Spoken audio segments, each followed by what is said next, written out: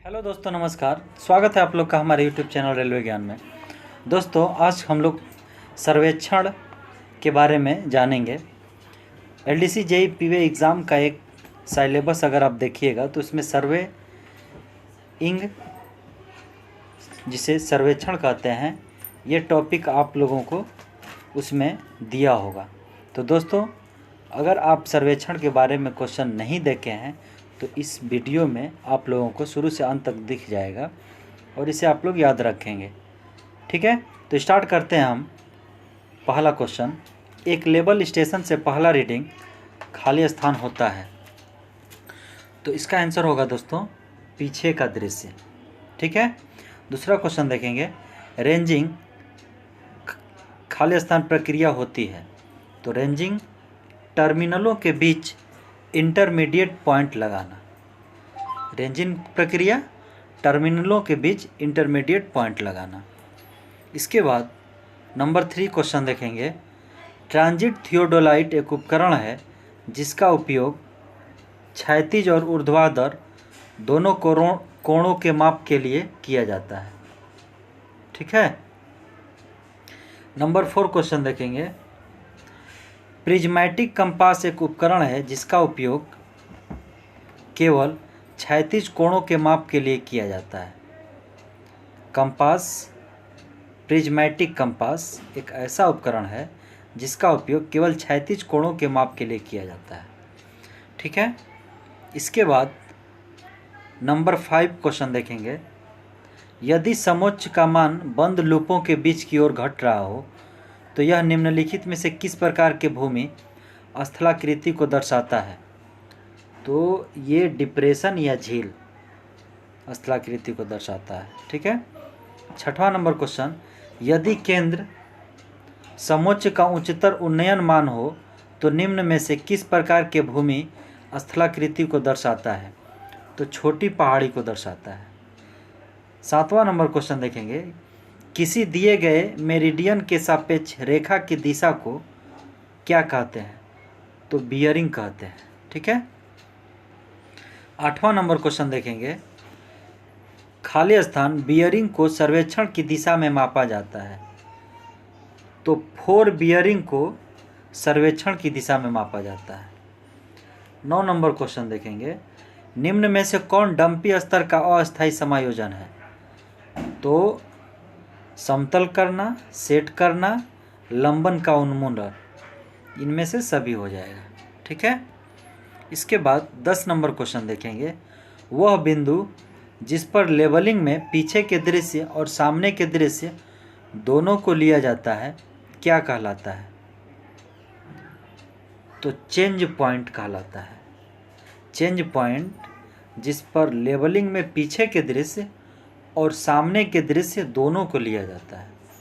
ठीक है, 11 number question देखेंगे, क्रॉस स्टाफ एक उदाहरण है जिसका उपयोग लंबवत कोण बनाने के लिए किया जाता है। ठीक है, 12 नंबर क्वेश्चन देखेंगे, एक आदर्श रेलवे ट्रांजिशन कर्व का आकार कैसा होता है? तो एक आदर्श रेलवे ट्रांजिशन कर्व का आकार क्यूबिक पैराबोला होता है। ठीक है, क्यूबिक पैराबोला होता है। इसके बाद 13 नंबर क्वेश्चन देखेंगे, सर्वेक्षण की वह शाखा जिसमें किसी एक बिंदु के क्षैतिज और ऊर्ध्वाधर दोनों स्थितियों को महत्वपूर्ण अवलोकनों द्वारा निर्धारित किया जाता है उसे क्या कहा जाता है? तो उसे टैक्यूमेट्री कहा जाता है। ठीक है, 14 नंबर क्वेश्चन देखेंगे, लेबलिंग ऑपरेशन में जब उपकरण को स्थानांतरित किया जा रहा है तो कर्मचारियों को स्थानांतरित नहीं किया जाना चाहिए। जब कर्मचारियों को आगे बढ़ाया जा रहा हो तो उपकरण स्थिर रहना चाहिए। तो इसका आंसर हो जाएगा ऑप्शन सी। ठीक है, 15 नंबर क्वेश्चन देखेंगे, दिए गए या माने गए डेटम के संबंध में दिए गए बिंदुओं की ऊंचाई का पता लगाने के लिए सर्वेक्षण की किस शाखा का उपयोग किया जाता है? तो इसका आंसर होगा लेबलिंग। ठीक है, 16 नंबर क्वेश्चन देखेंगे, लेबलिंग एक खाली स्थान में माप से संबंधित है। तो लेबलिंग एक ऊर्ध्वाधर सतह में माप से संबंधित है।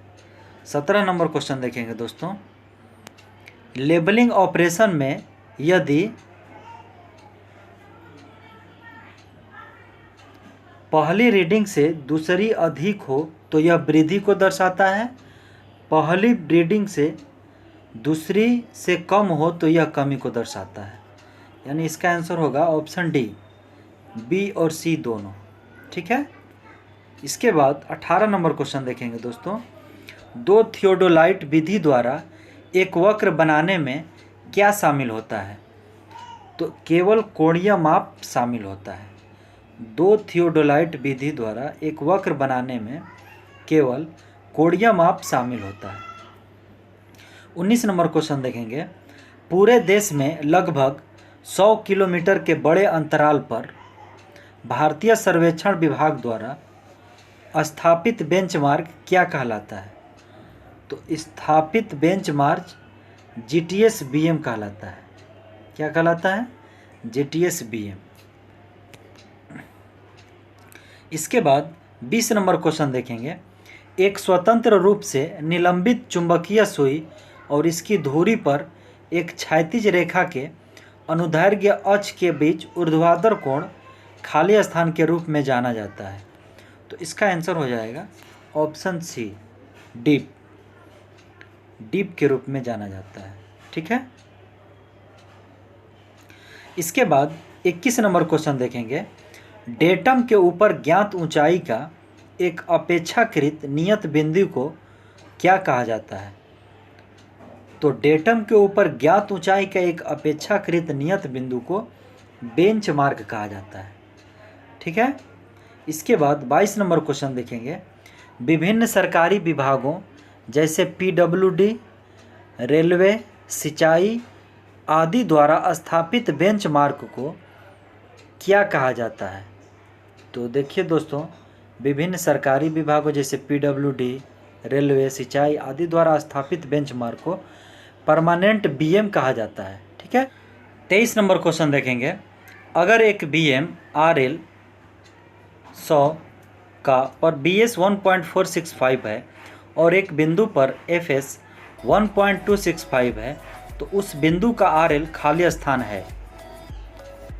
तो इसका आंसर हो जाएगा दोस्तों 100 200 100.200। ठीक है। 24 नंबर क्वेश्चन देखेंगे दोस्तों। 2 डिग्री रेलवे वक्र की त्रिज्या क्या होती है? तो 2 डिग्री रेलवे वक्र की त्रिज्या 875 मीटर होती है। देखिए इसमें त्रिज्या पूछ रहा है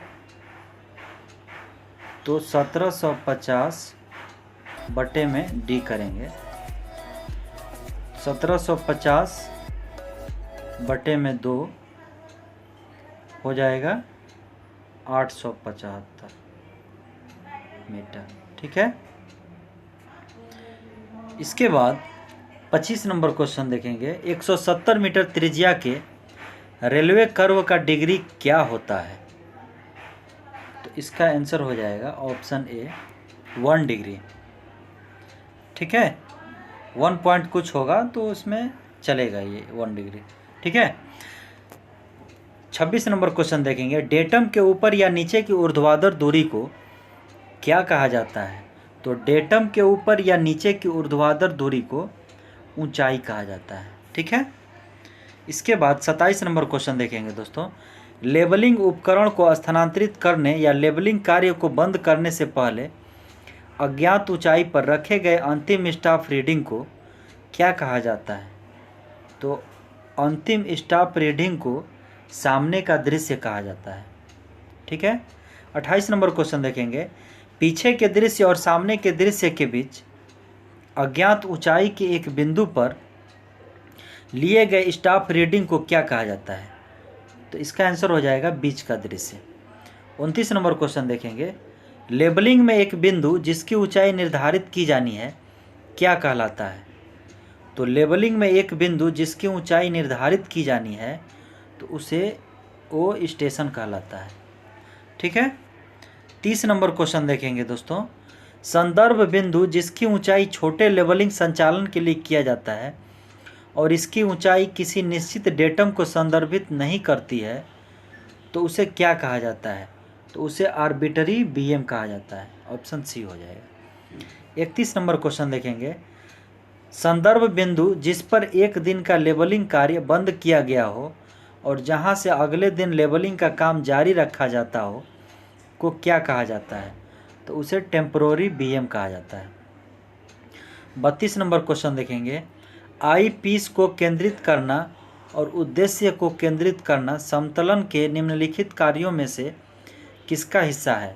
इसका आंसर होगा लंबन का उन्मूलन। 33 नंबर क्वेश्चन देखेंगे।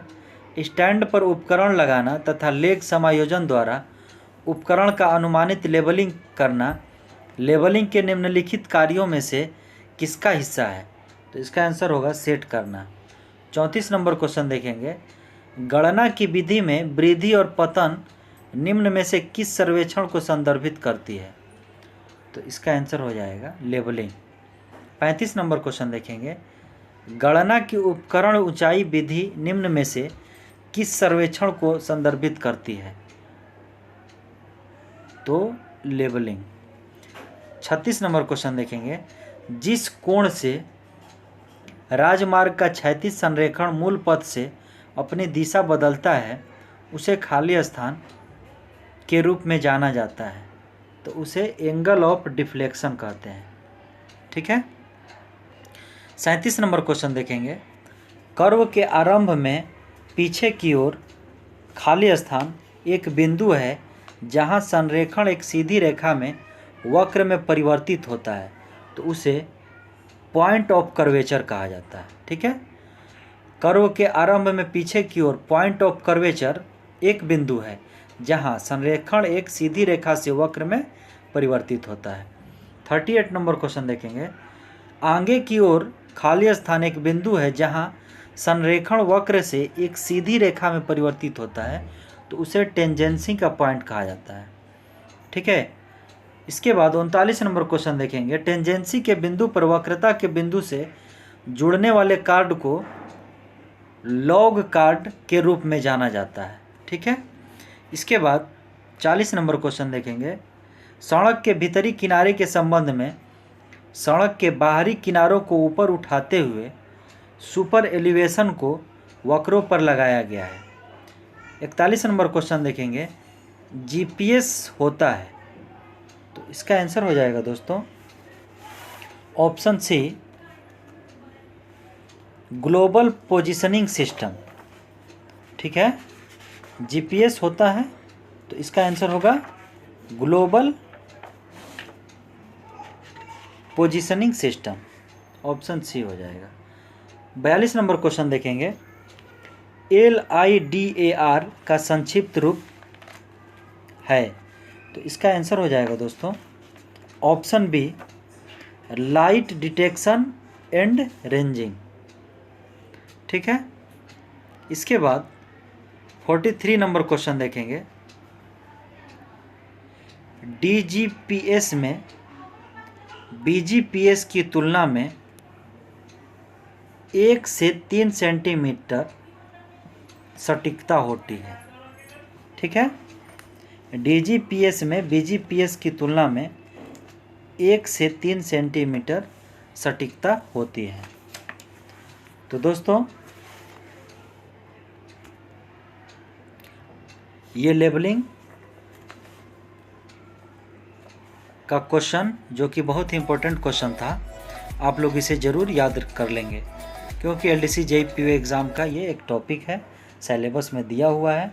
आप लोग सिलेबस में जाके देख सकते हैं और इससे कुछ क्वेश्चन JEE PO एग्ज़ाम में आते हैं।